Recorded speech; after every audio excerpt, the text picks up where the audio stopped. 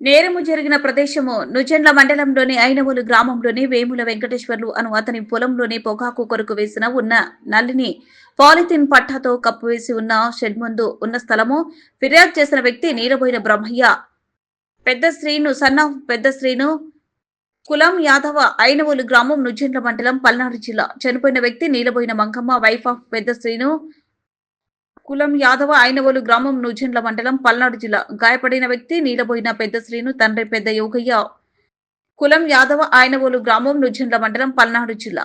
ముద్దాయి నీలబోయిన యలమంద సన్నాఫ్ వీరకోటయ్య కులం యాదవ ఐనవోలు గ్రామం నుజెండ్ల మండలం పల్నాడు జిల్లా. దర్యాప్తు అధికారి B Prabhakar, inspector of police Vinukonda rural circle Palnadu refer చేయడం జరిగింది. చేస్తే నిన్న ఆమె చనిపోయింది. నేలబోయిన మంగమ్మ. ఆమె సుమారు 54 సంవత్సరాలు ఉంటాయి.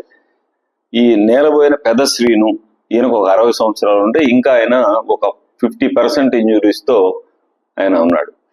ఆ కేసులో పూర్తి దర్యాప్తు మన Vinukonda rural CI Prabhakar, SI మేమందరం కూడా అక్కడ విచారణ చేసి ఈరోజు 4:30 గంటలకు నీలిబోయిన ఎల్లమంద ఇతను బేరుదారు పనిచేస్తూ ఉంటాడు.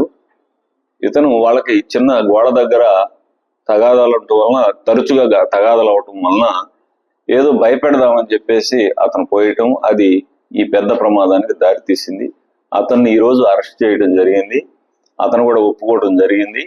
కాబట్టి ఈ రోజున అతను అరెస్ట్ చేసి రిమాండ్కి పంపిస్తున్నాం.